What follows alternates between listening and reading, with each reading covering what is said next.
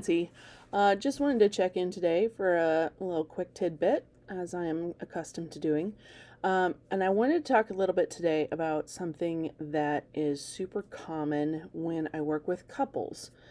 And it's one of the pitfalls that couples fall into quite regularly. And the pitfall is right fighting.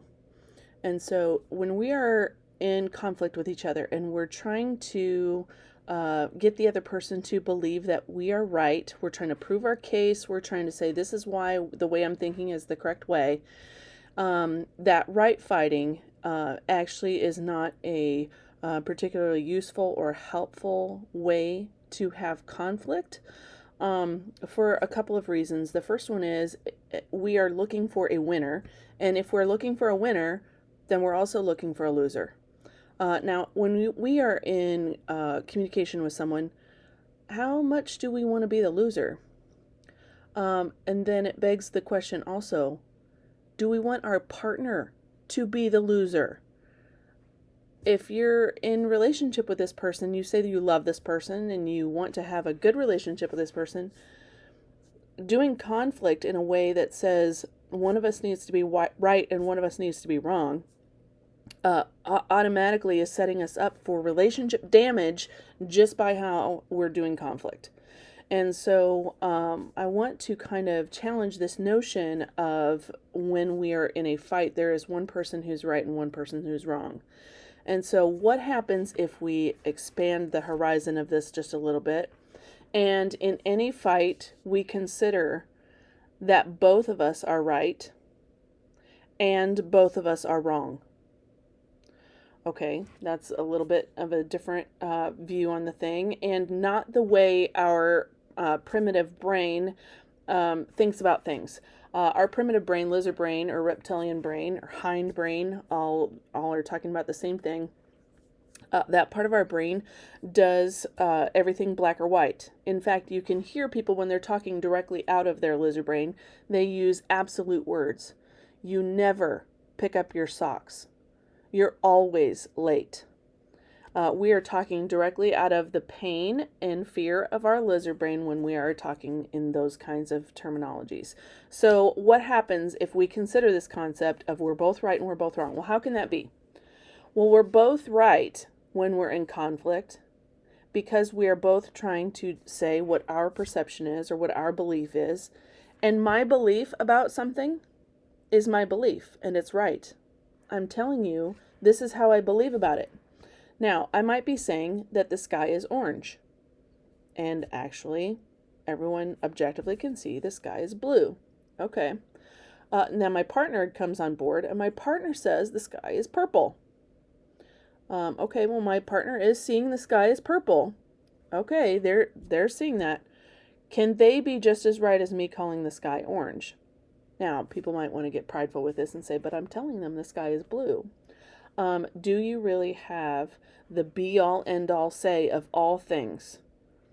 That kind of pride in relationship is toxic. To think that you always know what's right, it is gross to be in relationship with. It is not palatable because no one is the supreme creator of the universe and knows everything and is always right about everything. And so that is damaging in and of itself. So how about we consider that we're both right? I am right because I'm telling you this is my perception of it.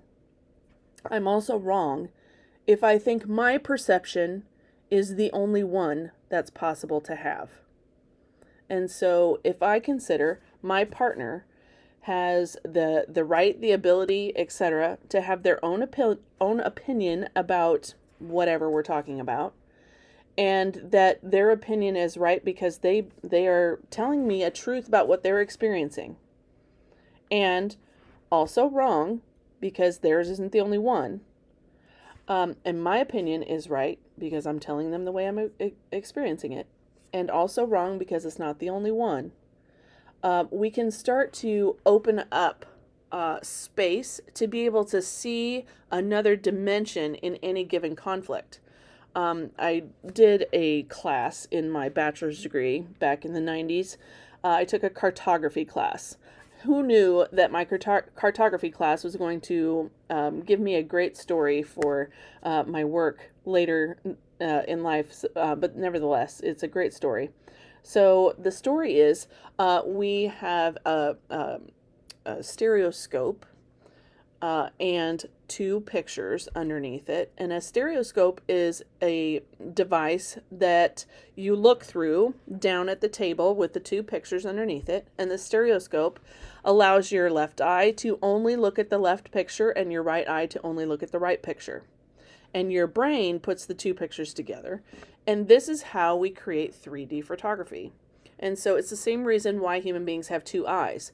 The two slightly different angles of looking at the same thing allow us to see, instead of a flat picture, it allows us to see 3 dimensions. And so the same is true. What they do is they will take an airplane and they'll slap a camera on its belly and they'll fly it over the landscape. And if you've ever been in a plane before, you know that the landscape underneath the plane as you're looking out the window doesn't change radically over the course of a few seconds, but it does change. And so what the plane does is it flies over the landscape and it takes pictures about every 3 seconds or so. And then they take these two pictures, which are almost identical but not, and they put those underneath a stereoscope and you look through it and your brain puts the two images together and you can see the little houses and trees in the picture start to look like they're coming off the surface of the table. And so that's a perfect metaphor for being able to have two people looking at the same situation, the same parenting question, the same job question, the same relationship question, etc. And by looking at this situation from two different perspectives, we can actually see another dimension. But that only works if we're willing to consider and really hold on to the belief that my partner's perspective on this is just as important as mine. And even though their perspective is different, it's just as important as mine.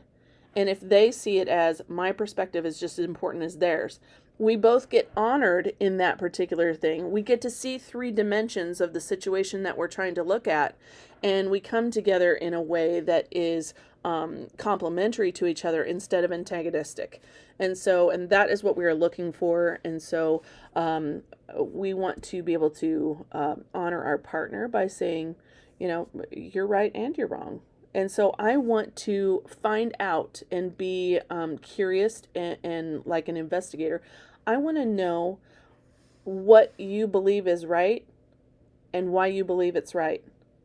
And in recognizing that we speak very different languages if we are married to each other or attracted to each other, one being the language of logic and one being the language of feelings, neither one being more important or less important than the other, but just very different languages. And most people don't realize that we're speaking 2 different languages, which, by the way, is why the number one thing that I hear on my couch when people come in and talk as couples is we can't communicate. Yes, because we're speaking different languages and we don't know it. And so if I can find the value in what you're saying in your language, and you can find the value in what I'm saying in my language, we actually can see 3 dimensions in that way. And so in the trap of right fighting, it becomes, can we see each other as both right and both wrong? And allow that conflict to give us an even greater understanding of the situation that we're in, instead of causing division and hurt between myself and my partner. And so hopefully that concept is helpful to you to kind of open your mind to a new way of doing conflict and a new way of seeing your partner and what they're trying to say, and for them to see that in you as well. Blessings on your day.